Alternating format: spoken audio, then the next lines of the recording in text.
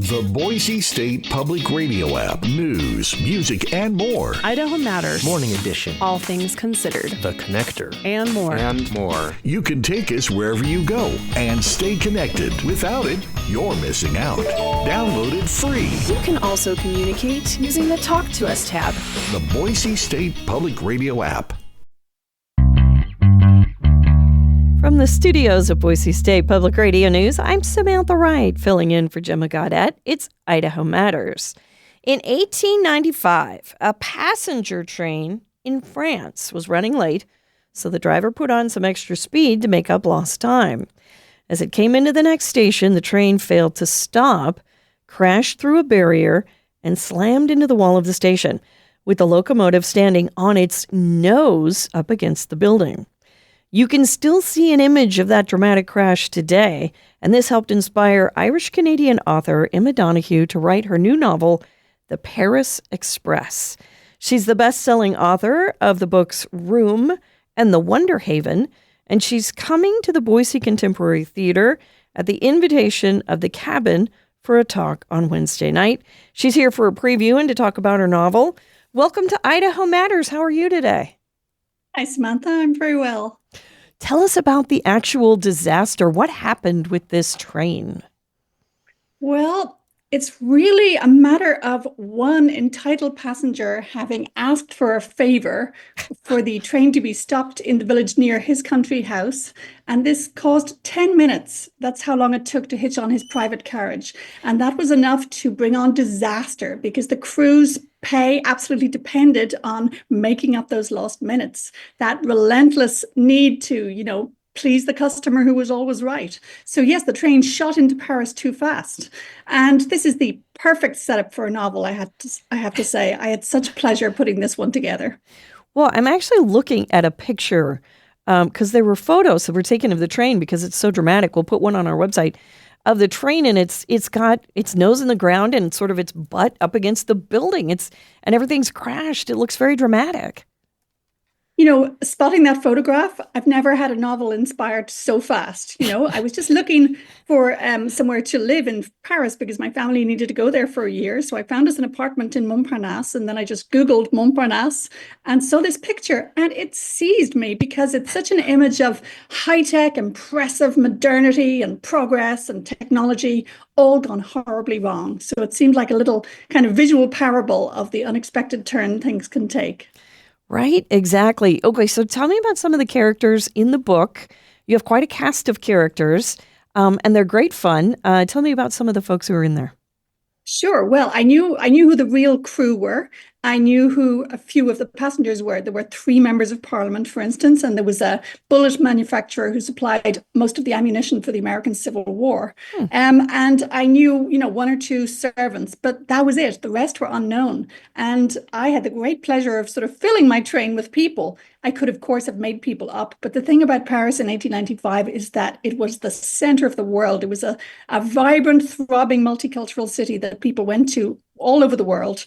You've got Asian students and African coffee sellers, American painters, Irish writers, artists, people wanting more freedom, political radicals, inventors. So it was just the most thrilling lineup of possible characters from my train, real people. And I decided that, I might as well use people who were at least plausible guests on my train. And it was just a dazzling lineup to choose from because the society was so diverse.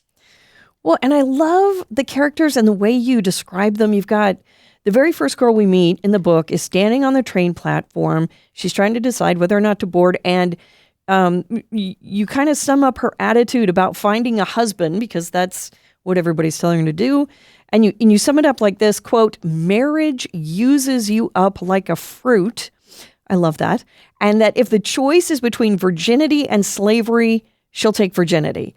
Tell us about her. I love this character. That's Madeleine Pelletier, who I nicknamed Maddo. And she was a real person who would go on to be a very important kind of reformer, fighting for votes for women and rights for the poor and reproductive health care. And she'd become a doctor. But at the point where my train was taking off, 1895, she was just a young, unhappy, angry young woman. And I thought she'd be the perfect person to bring onto my train because one very interesting thing, when the train derailed at Paris. And the journalists asked locals what they thought the sound was. And several of the locals independently said that they assumed it was an anarchist bomb. So, in those days, even way back then, big city people were used to the idea that every now and then somebody might try and blow you up.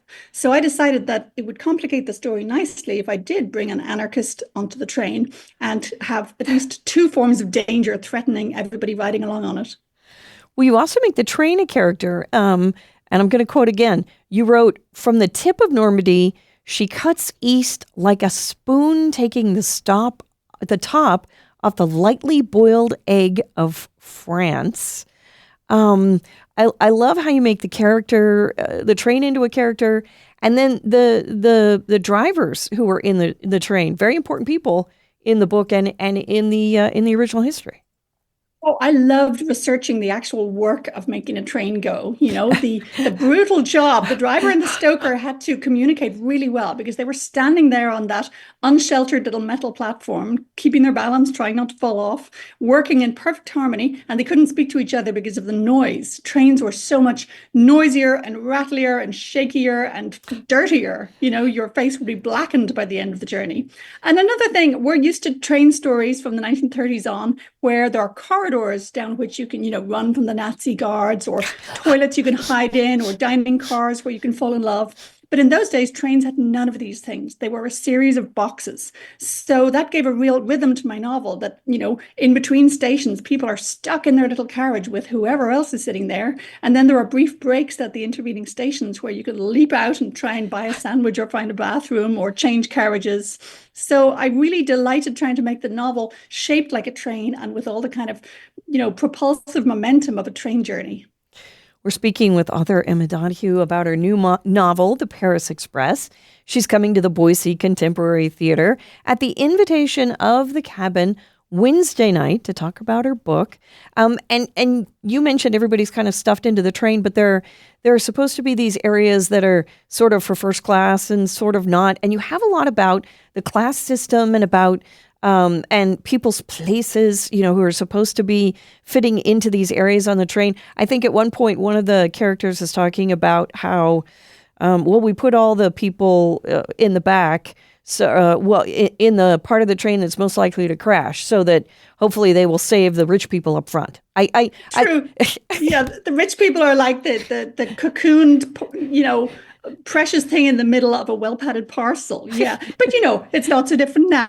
Is it on airplanes? It's like, calling group 4, group 6, stay at the back. So these forms of mass transit, they're always divided based on how much money you're paying.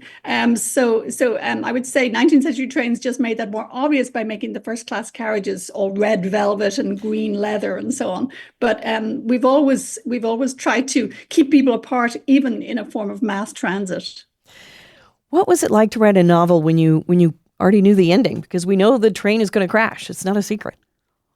I've often done that, and I find that the reader doesn't mind knowing the basics. I mean, some great murder novels start with, the killer telling you on page 1. What people love to find out is how it happened, inch by inch along the way, moment by moment. So, suspense is not just a simple what's going to happen in the end. It's getting to, strongly identify with and quiver with and feel with the characters as they go. And sometimes the reader even loves knowing more than the characters do. And with historical fiction, there's often that kind of irony that, for instance, there's a woman called Alice Guy on the train, and she's the secretary of a man called Gaumont, and she's trying to persuade him to let her borrow a camera for work so she can try making a little 10-minute film strip at home. Now, we know that moving pictures would go on to be the biggest thing in the 20th century, but her boss doesn't. He's saying, like, what do you mean, Alice? What's the point of trying to make little film strips? Nobody will ever want to see those. So there's a lovely gap between then and now, which can provide a really fresh angle on things. I've got about a minute left. What are you hoping people who come to the talk on Wednesday night, what are you hoping they'll take away?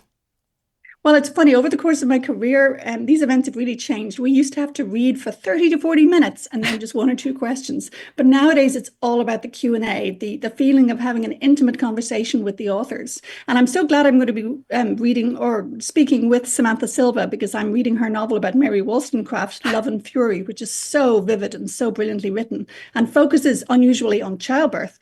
And my very first short story in historical fiction was about Mary Wollstonecraft. So there's nothing like the stimulus of doing an event with another author who you're really excited about. Well, it sounds like great fun. Thanks for giving us a preview. Really appreciate it. My pleasure. This is the Idaho Matters podcast. I'm Gemma Gaudette.